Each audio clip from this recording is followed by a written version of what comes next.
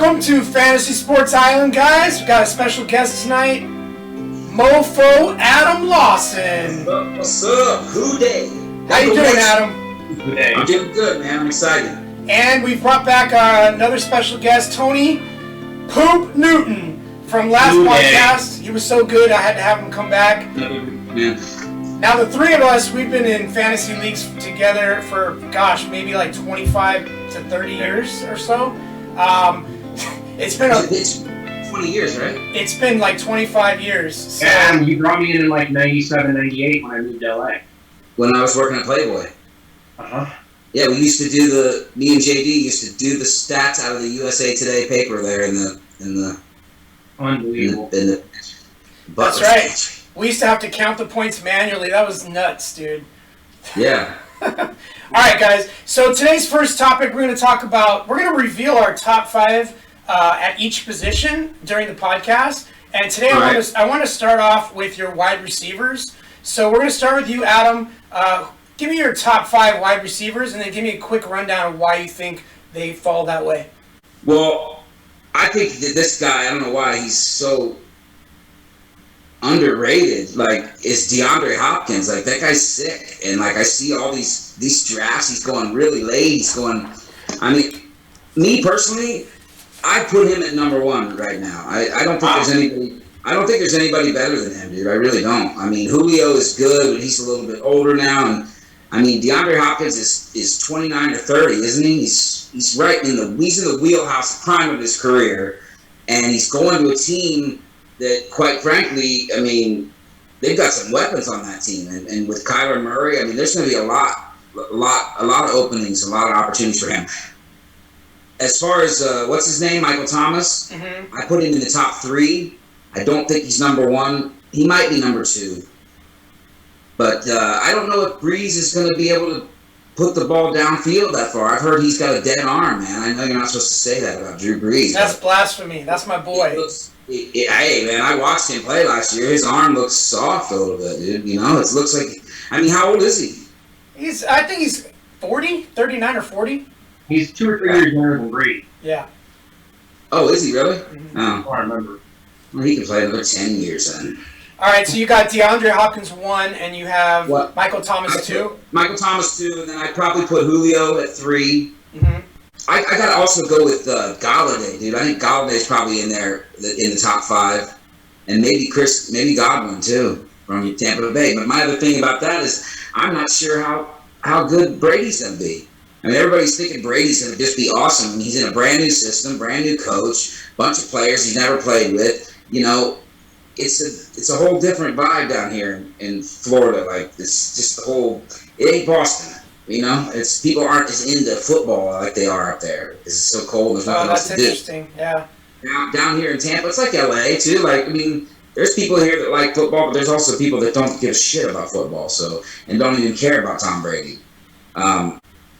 I feel like I'm missing somebody. Oh, Tyreek Hill, dude. Tyreek Hill. Where'd you put him at your 4? I put him at 5 maybe, and I'll push Godwin out just because you got Mike Evans there. So Godwin at 4, and then I'll put him at 5 then. Okay. All right, so Tony, give me your top 5. Start with 5 and come up to 1. Start with 5? Yeah. I actually got DeAndre Hopkins as 5, and the only reason why, and actually, if you look at some of the mainstream typical ratings on that, he's not in the top 5 right now. No, but it's not even weird. Talent-wise, absolutely. It may change for me 2 weeks in, but I want to see how the dynamic in Arizona. You're putting him on a new team and a young QB. The QB, I love him, but I don't know. So I got him 5. I got Tyreek 4, and Julio Jones 3. I've had Julio at 3 for probably 4 seasons now. And then very typical, Devonte Adams. He's extremely consistent as long as he stays healthy. And then Michael Thomas. He's a scoop. And then you brought up a good point about Breeze. I keep waiting for Breeze to show some signs, but Michael Thomas's numbers are unbelievable. How many balls he catches? Yeah, it's incredible. So yeah, I'm on the bandwagon, but I like some of the picks that Adam said. And we'll just see. But I'll give you my top 5 real quick. Obviously, at 5 I have Chris Godwin. At 4 I have Julio Jones. I got Tyreek Hill at 3 just because their offense is so good. Devonte Adams 2 and Michael Thomas 1. So very similar to yours, Tony. You didn't have Hopkins in there at all? I have Hopkins 6, so just outside the top 5. I'm not sure because he's in a new offense with a new quarterback. They might gel, they might not. We'll see. But he's obviously a top 5 talent, so it's just the same. Yeah. All right, so let's move on to some running backs, and let's get some top 5 running backs. On this one, we'll start with you, Tony. Give me your top 5 running backs. This year I'm probably going Corey Dillon.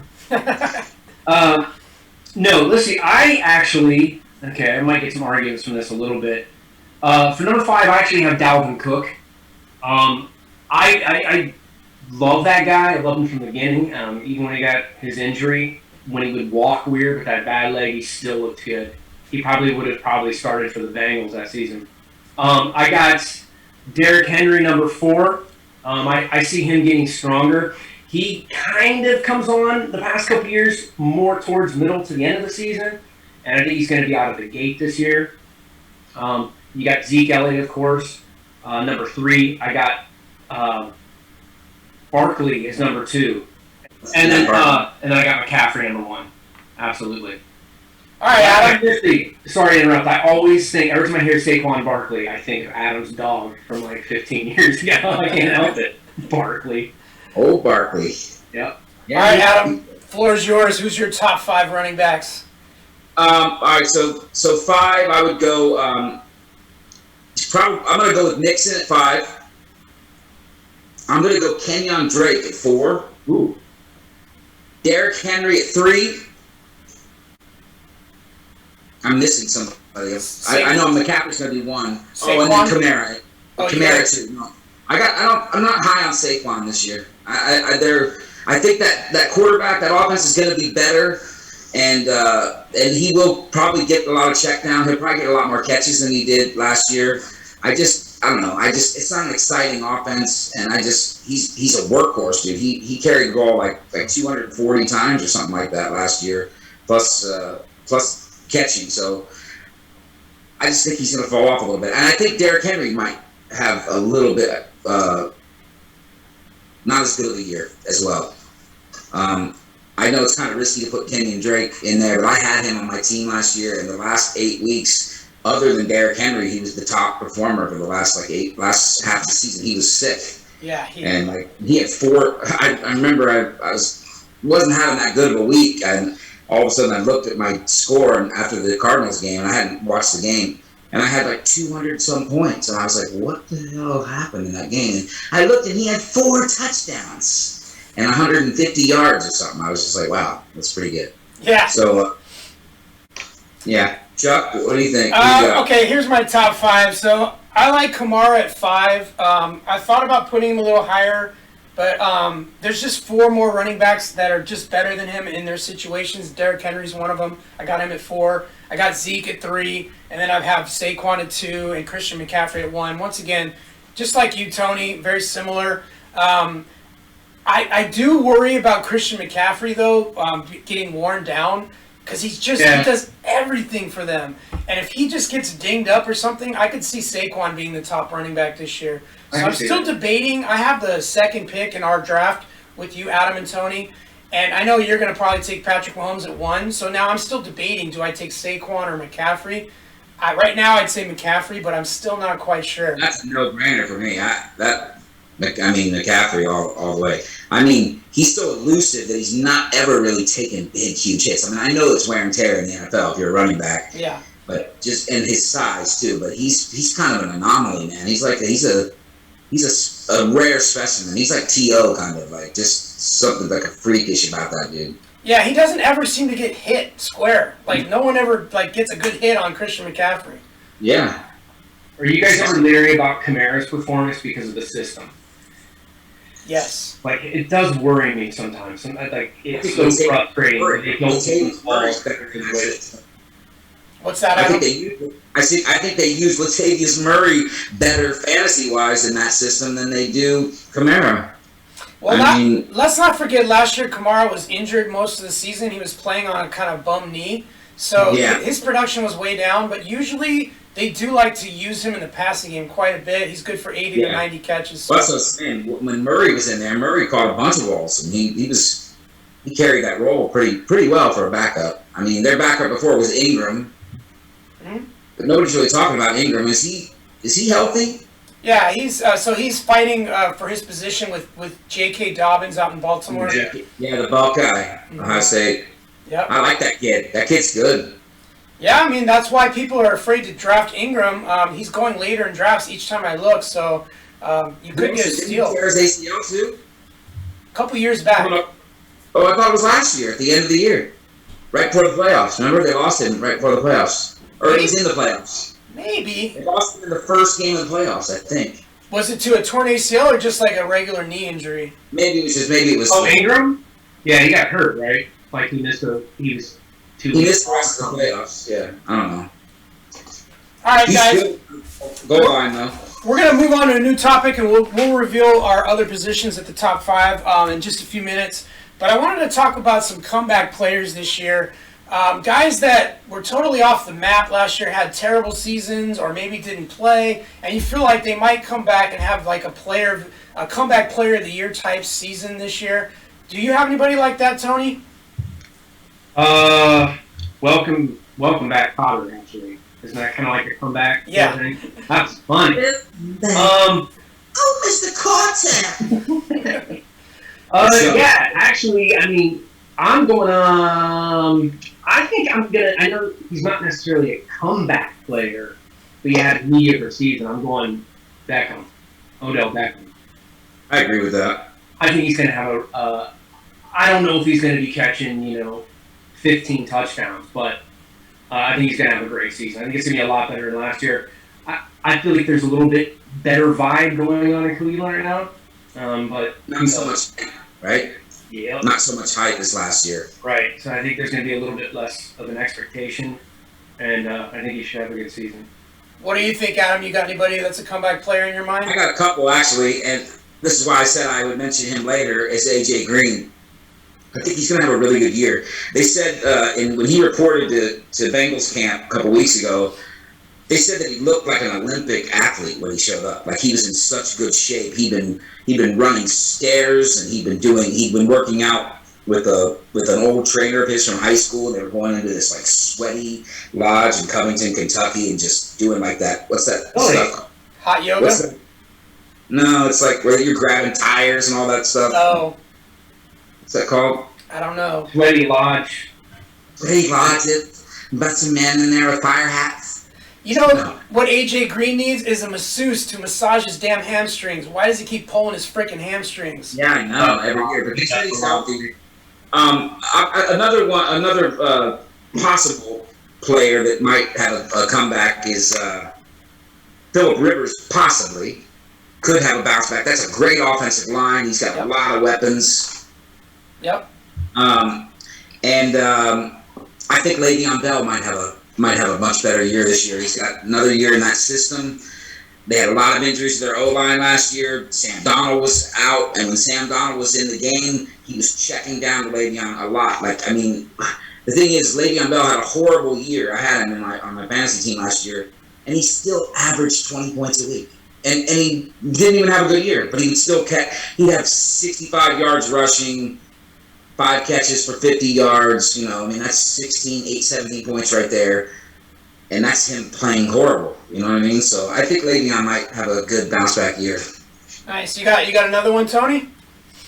I'm going to steal yours. It's going to be Big Ben. That's not even fair to bring that up. Sorry, it's inevitable. He's going to kill it. 38 years old. Roethlisberger is? Really? Roethlisberger. He's going to destroy it.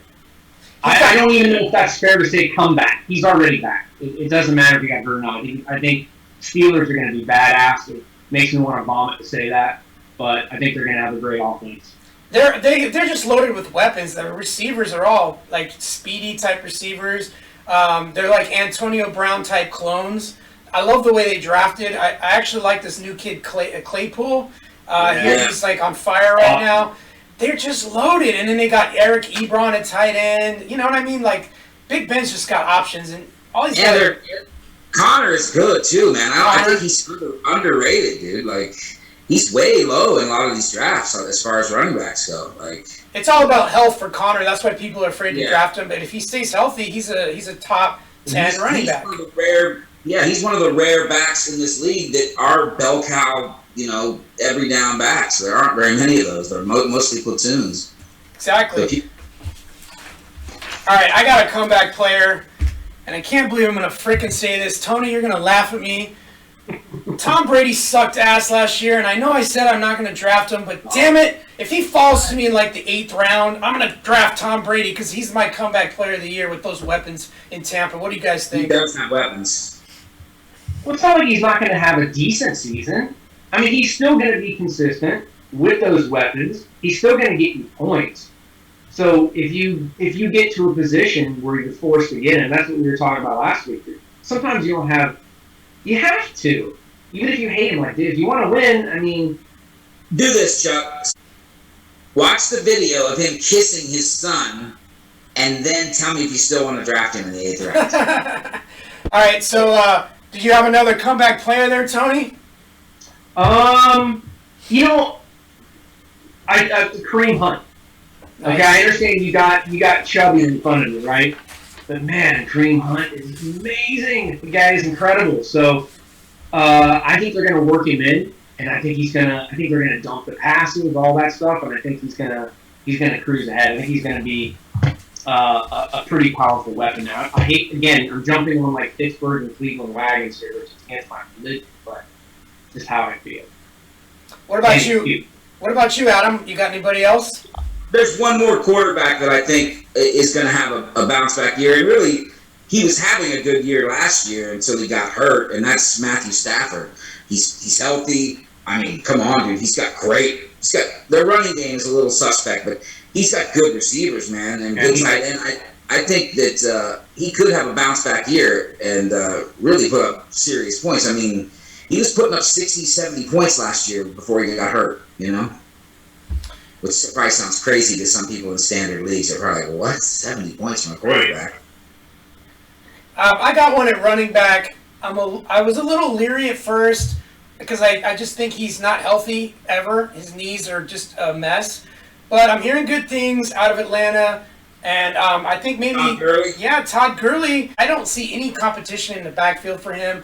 The offensive coordinator is already talking up how he's going to get 15 to 25 touches a game. If he gets 20 touches a game, that guy is a top 10 running back, right? Am I wrong? You know how old he is? I looked it up today. He's not old. He's 26, dude. Wow. I was like, no way. Yeah. I thought he'd been in the league longer than that. He's only 26. Yeah. Like, he's still in the prime of his career, man. And he lost a lot of goal line carries last year because the Rams were kind of taking it easy on him and trying to save him or whatnot. For what, I have no idea. They didn't even make the freaking playoffs, so thanks a lot for saving him. But yes, I think this year Atlanta just pounds him at the goal line. He's going to get 10 to 15 touchdowns. Throwing the ball, too. Matt Ryan will throw in the ball. Yep. Matt Ryan loves to dump it to the running back. Freeman used to get those long little screens. Yep. Yeah. Yeah, I don't know. It's not really a comeback because it's his 3rd year, but sometimes the 3rd year for a quarterback, I think, can really be the year. I think that Jets quarterback, Sam Darnold, is really going to have a good year, man. I think he came back from that injury last year, and he was lighting it up. And that very underrated receiver is Crowder. That guy, he got 18 targets in one game last year. Wow. Yeah, he had 14 catches. I remember that game. Yeah. And he was pretty solid the whole year, He's a good slot receiver. Gotta love me some slot. All right, so we're gonna move on and talk about our specific dynamic scoring system. While Adam puts a popsicle in his mouth, try not to fixate on that.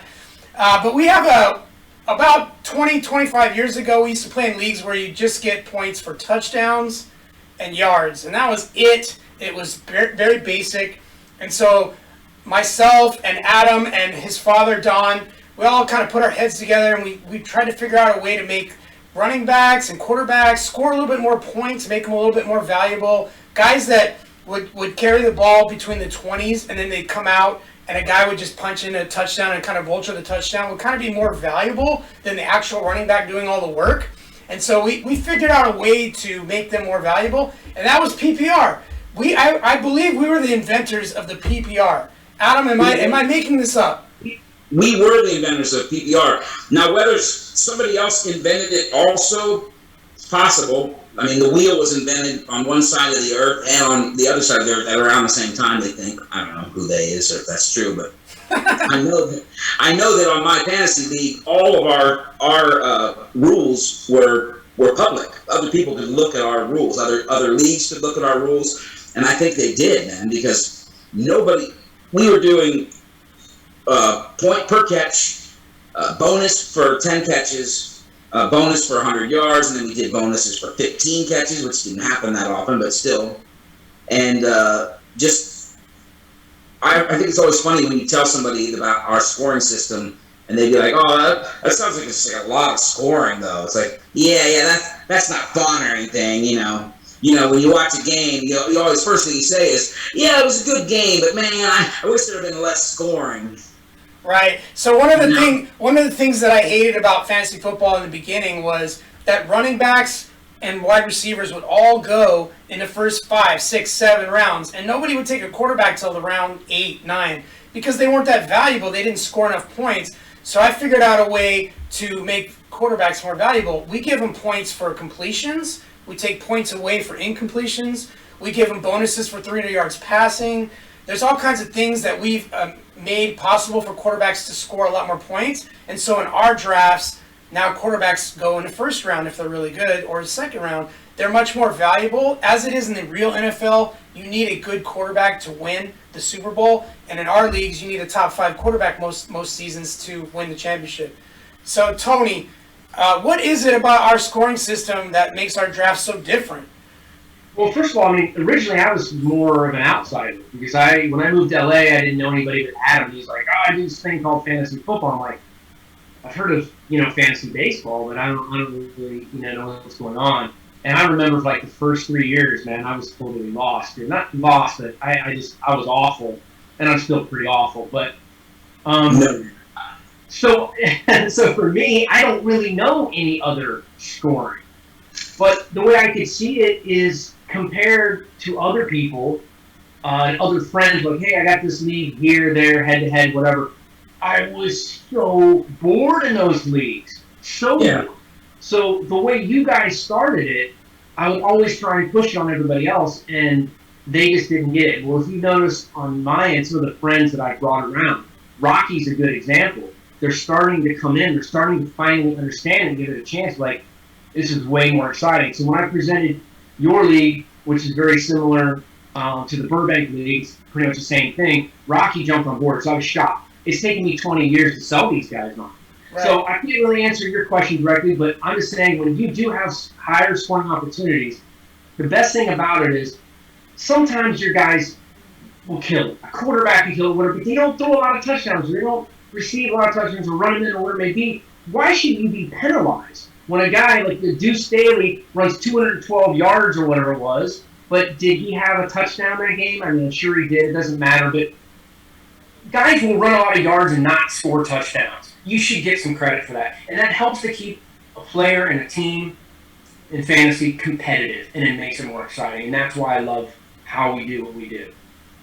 Also, Chuck, to your point, I agree with what you're saying, Tony, as well. But the quarterback in our league is reflective of their role on a team. Like the quarterback is the most important position on a football team. I mean, that's just a fact. At least on the offense, on the whole team really is the quarterback. So why shouldn't it be the most important player on your fantasy team too? I mean, first round picks. I think there's 2 quarterbacks that should go in the first round, but after that, I think they're all pretty. There's kind of a drop off after Mahomes and Jackson. Really, don't you guys? Yeah, it's Mahomes and Jackson. I don't think any other quarterbacks will sneak into the first round. But in a normal season, there's usually 3 guys that go in our drafts in the first round. Does that sound about right? 3 quarterbacks? Yeah. Yeah, so maybe Dak would maybe go. I don't know. Maybe. But when's the last time you played in a fantasy league, one of our leagues, where somebody won without having a top 5 quarterback? Do you remember a time? I don't. It seems like it's always like Rodgers or Kurt Warner back in the day or whatever. There's always somebody hammer. Dante Culpepper. I mean, yeah, I can't think of anybody.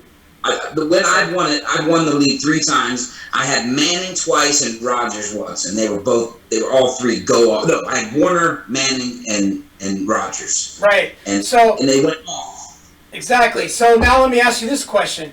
Think about all the last, 10, 15 Super Bowl champions. Can you name me one Super Bowl champion that didn't have a top 5 real quarterback? Tony. Well, wasn't the Dilfer season? That was in 2000. 2000. Oh, it was, wasn't it? I think so. I think so. Old. It was 2000. It was 2000. So that was rare. That's it. So what about Carolina and Jake Delhomme? They didn't win. They didn't win. Oh, they didn't win. Oh, you're talking about win. Okay. Super Bowl champs. That's my point. That is my point right there. In the NFL, you need a really good quarterback to carry your team to the Super Bowl. In our fantasy leagues, you need a really good quarterback to carry you to a championship. And that's what we wanted to do. We wanted to mirror that. And I think we've done that. The other thing I wanted to do when I created this scoring system with you guys is I wanted to make defenses a little more important. In every other league, defenses don't mean shit. They're all the same. You get maybe 8 to 10 points. But defenses should be somewhat of a strategic play, in my opinion. And so what we've done is we've given 2 points for a sack and 3 for a turnover and sometimes 10 points for a touchdown and 5 points if they get a safety. All these different ways to score, and we count yardage against and points against, and you get points for all that. And that makes defenses kind of valuable, and I kind of like that. What do you think, Tony? Yeah, I love it. I mean, sometimes it I would never say it gets out of hand because, again, it makes it exciting, okay? The more points you have, the more points you can score, the more possibilities you have, the more exciting. I've already argued that. Agreed. But, yeah, I mean, having a good defense – listen, man, if you got the opportunity, everybody, like you're saying, in other leagues, got to have number 1 running back. They get number 1 running back, and they almost win the season. You can actually put a good competitive team together with a top 3 quarterback and a top 3 defense in our league. You can still compete and have mediocre, maybe 8 through 12 running backs or something. You know what I mean? Sure. You can still, so you can have different, this guy can be defense and quarterback heavy, this guy can be running back, wide receiver heavy, and they can still compete. And I love that about this league. Well, remember that year, Chuck? I think it was you that you had. Was it Carolina's defense that year? Was that you that had them? Where they were just, they were scoring 50 points every week. Was it Carolina or was it the Bears? Oh, it was the Bears. That's right. It was the Bears. Yeah, that was sick, dude. They were getting defensive touchdowns, special teams touchdowns, pick sixes. Yeah. That wasn't the one where you came back and my dad and you were kind of going at it, and your defense was on. Was that? Yes. The final week I had. Don actually conceded that I had won the league already. It was week 17. He was out of players, and I had Steve Smith. Oh no, you had. Yeah. I had the Bears defense going and Steve Smith, and I was winning, and he was out of players. So he conceded, and then what happened was the Bears got lit up because they rested all their starters, and they got negative points, and Steve Smith got ejected from the game, and I fucking lost. And so Don took home about $2,000 and I took second, and I was so bitter. It's what the hell just happened? If I would have just not played them at all, I'd have won. Right. So wow. Yeah. Yeah, the defense is important. How I like to do defenses, I'm gonna play matchup. With my defenses, I like to play matchup week to week. I'll look ahead at the schedule and be like, oh yeah, I'm going to definitely play them against Miami or whatever. But then if I get a bad matchup, then I'm going to go on the waiver wire and get a 1 week pickup, and just keep doing that. A few years ago it was maybe again this year. It was just pick a team playing the Bengals and or the Browns, But now I don't think so much for the Browns or the Bengals, actually. Yeah, streaming defenses is a solid option. If you don't get one of the top 5 defenses, it's a great option to stream each week. But some leagues it's hard to limit. know the top 5 for a new year too, Yeah, every year it's different. But some leagues kind of limit what you can do. In the other league that we're in, Tony and I, they only allow you to carry 2 defenses at once, so you can't really stream. Oh, yeah. In our league, though, hey, take as many defenses as you want, right? So, all right, guys, let's move on and go back to our positions and do the top 5 tight ends. All right, we'll start with you. We'll start with you, Tony. Give me your top 5 tight ends, Tony. Top 5. Starting with 5? Sure. Actually, I don't know if you guys can agree with this one, but I like Evan Ingram as number 5. Excellent. Not only is he uber talented, I think again, I'm guessing here, but I think they're going to unload him. I think he's going to get the ball a hell of a lot more. So I got him number 5. I got Evan Ingram at 5. Oh, okay. And in a lot of lists, I didn't really see him in the top 5. I'm going to go with Andrews 4, another workhorse. And I like his dynamic with Lamar. Mm-hmm. I got Ertz as 3. I can't really explain that one. I'm just hopeful that he's going to be 3 this year, and I think they're going to turn to him a little bit more. And I'm hoping that he stays healthy because I really think they could use him and utilize him more. And then I got the top 2, of course. I'm going to go Kittle 2, Kelsey number 1. Okay, yeah, that's pretty solid. I like your top 5. How about you, Adam? Very similar to him. I got just kind of switched. I have Andrews at 5, and then I got Ingram at 4. Mm-hmm. I think, and this is going to sound good, I got Dallas Goedert at 3. I think he's going to break. I mean, he kind of broke out last year a little bit with Ertz's struggles. I just think that Wentz liked Goddard. I mean, he goes to him. I mean, his targets last year were sick. Like the last 4 or 5 games, he was getting 10, 11 targets every week. I like that guy. And then I would put Kelsey at number 1 and put Kittle's then at 2. Okay. So, I have it pretty close to you guys. I just have I have Ingram at 5. I put Darren Waller at 4.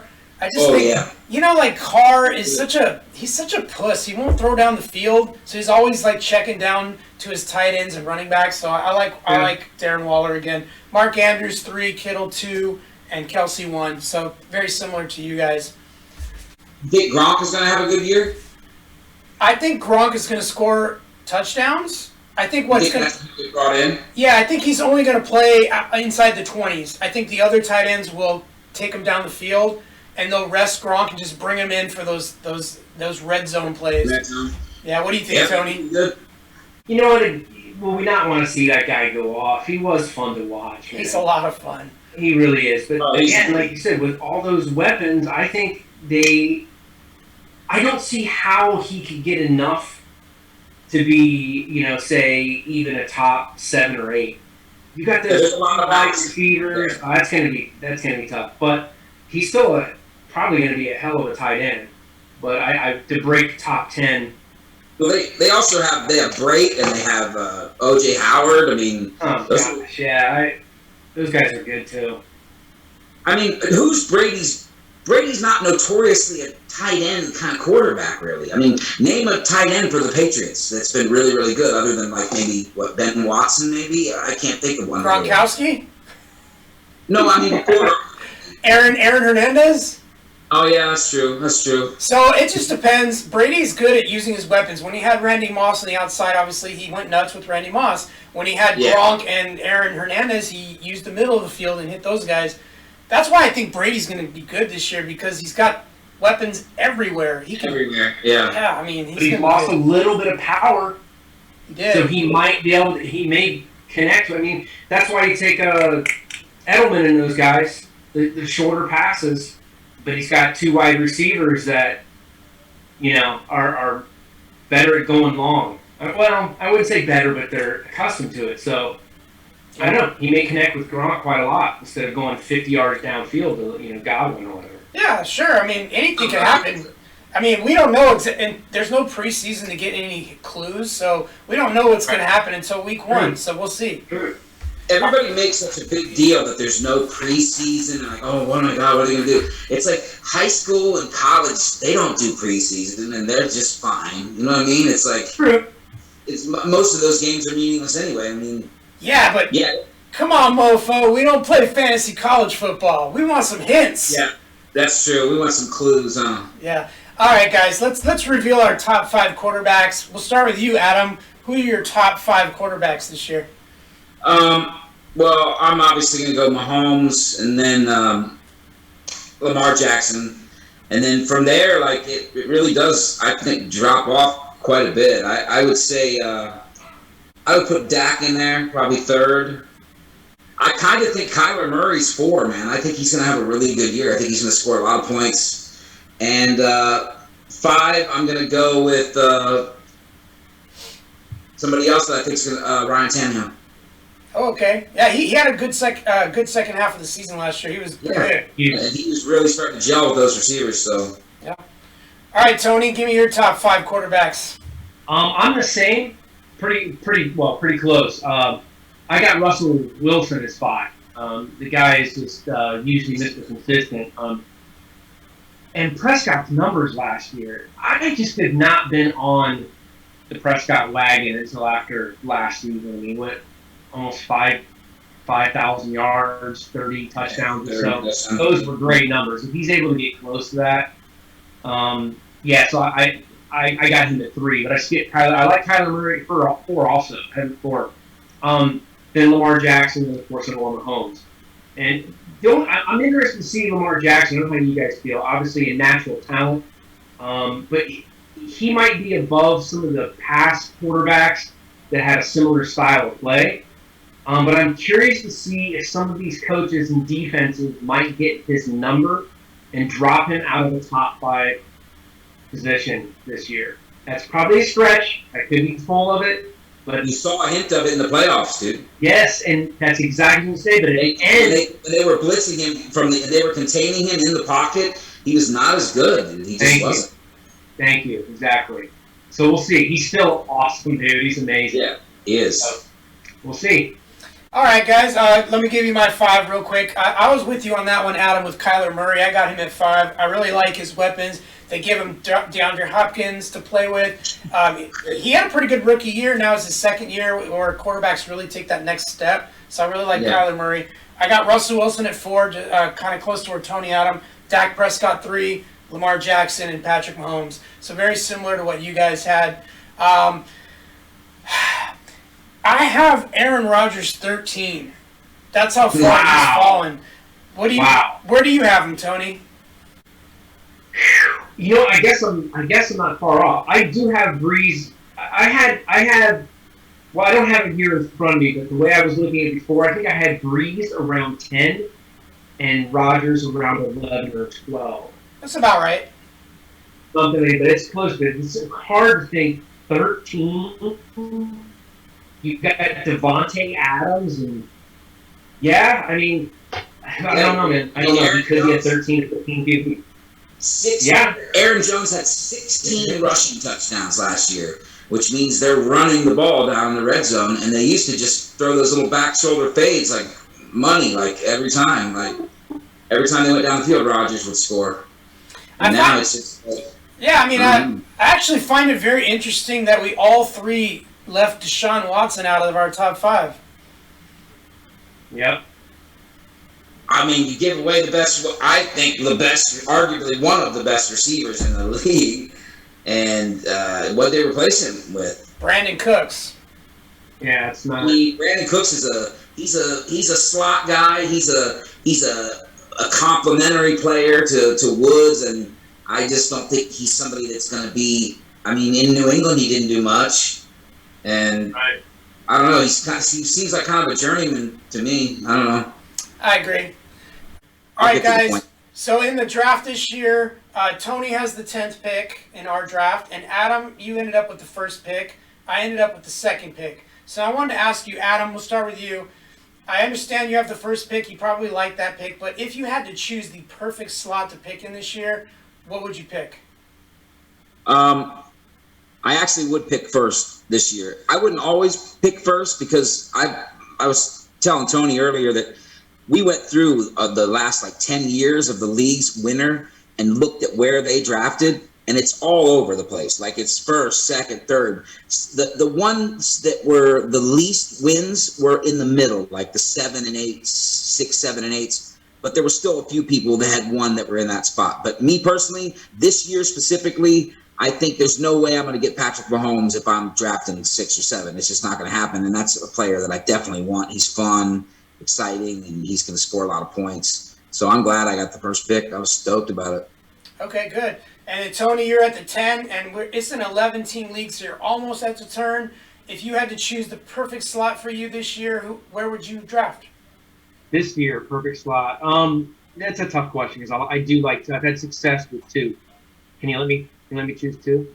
You want to switch spots? If I would draft normally around 2 or 3, I've had my most success in most of my leagues. But I love drafting at the end, like 10, 11, 12 pick, depending on how many teams are in the league. Because like Adam was saying, you get that, it comes right back to you. You get a pick, and you know who you're going to get. I've always had extremely well-rounded teams when I pick in late rounds.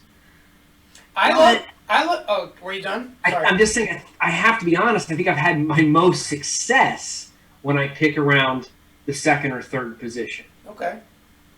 So I enjoyed drafting at the turns. It's fun to have 2 picks in a row. That way no one can kind of steal your pick in between. Right. I never seem to get those picks, though. But this year... Yes, you and Tony both have that, right? What's that? Tony's one before the turn going that way, and you're one before the turn coming the other way. Right? Oh, exactly, yeah. So we're close to the turn, not quite. But this year, in our league, knowing what I know, I'm extremely happy to be right where I am at the 2 spot. Because I know Adam's going to take Mahomes, and honestly, I would struggle with that decision between taking McCaffrey or Mahomes. That would be very difficult for me, so now I can just let you make that decision, and you're going to take Mahomes. So I'll just grab McCaffrey and be on my way. That sounds good to me. There you go. And I like, on the way back, the particular running backs and receivers that are falling to me in my mock drafts. I feel like I'm going to have a very strong team. Also, another thing I don't have to worry about is in the 3rd or 4th round, I could grab my quarterback, and I know you're not going to take one, Adam, because you already got Mahomes. So I could wait a couple picks before I take that quarterback. You might be able to wait till the 5th and 6th. However, I do have a story, so I don't fully trust you, because about 7 or 8 years ago we were drafting. I drafted the perfect team, Tony. I had the best players at each position. I was waiting on a quarterback, and the quarterback I wanted was Tony Romo. And Adam was 1 pick before me, and he already had a quarterback.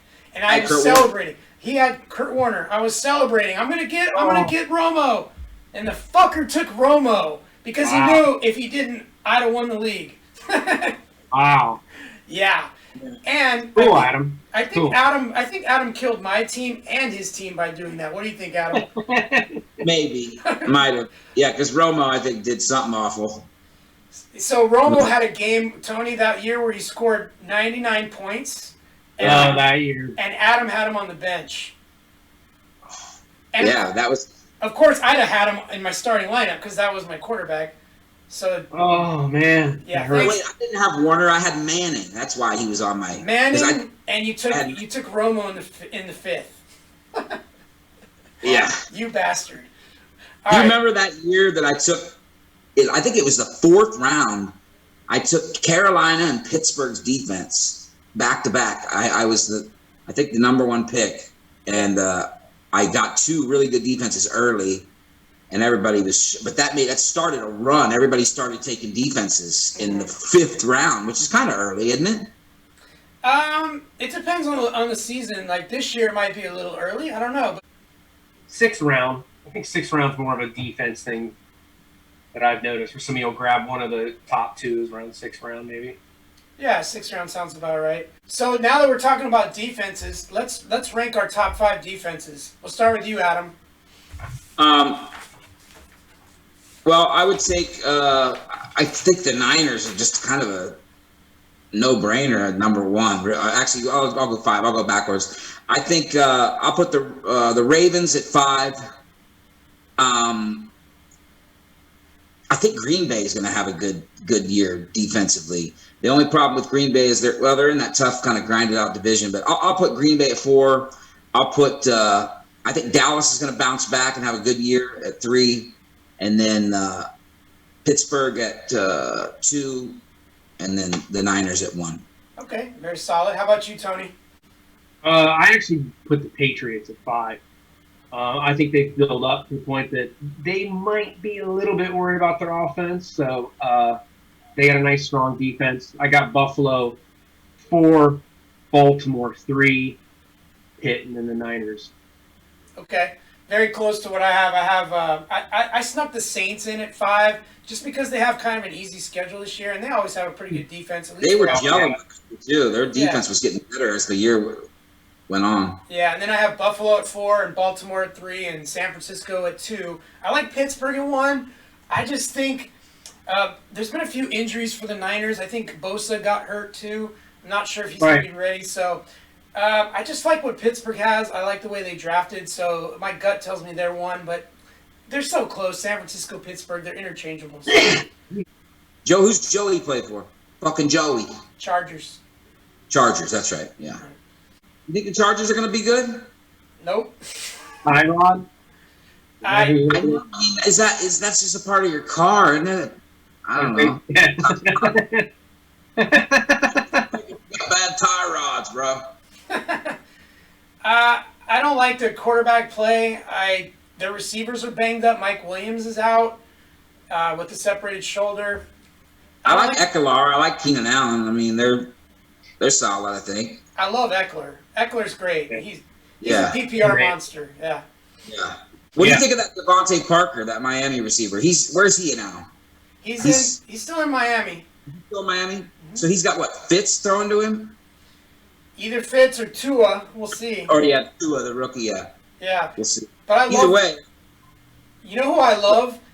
I'm gonna drop you guys a dime here. Don't steal my player in the draft, but I love me some Brashard Perriman. Yeah. He's on the Jets. He's with your boy Darnold. He's their number 1 receiver. That's a good combo. I don't know. You think Darnold? What's that? You think Darnold will get drafted in our league? I mean, he should get drafted, don't you think? Maybe as someone's 2nd or 3rd quarterback. Maybe not though. I'm not sure he'll get drafted. What do you think, Tony? I think it was a 2nd. As a second. Would. I mean, You take him as your 2nd, Adam? I had him as my 2nd last year, but that was the weakest part of my team. Yeah, exactly. My entire team was weak last year, so. Yeah, you had bad luck though. You had a lot of injuries and just like. I took Antonio Brown. I took freaking Melvin Gordon. Nothing worked out for me. Yeah, it was awful. And in the other league I'm in with Tony, I took Baker Mayfield in the 3rd round. See, I haven't. The jury's still out on him. A lot of people don't like him. I still think he might come around, dude. Yeah, I shouldn't give up on him. I just hate his ass. He's a punk. It's an attitude. He's kind of annoying. Yeah. He's a little too rah-rah. But he's got weapons, man. That's what I liked about him last year. Johnny. All right, guys, that'll do it for tonight. We're going to have our draft next Wednesday, 1 week from today. And we're going to chronicle that draft. I'm going to have you guys on live while we draft. And we're going to talk about why we pick certain guys in certain rounds. It should be a lot of fun. Looking forward to seeing you guys again on Wednesday. Thanks for watching, everyone, on the Guy Talk Network. I appreciate your support. Don't forget to like, comment, subscribe, all that good stuff. Thank you, Mofo Adam, for coming on the show. I appreciate it. Next week, I'd love to get your dad on the show. He's the godfather of fantasy football. We got to get him on here.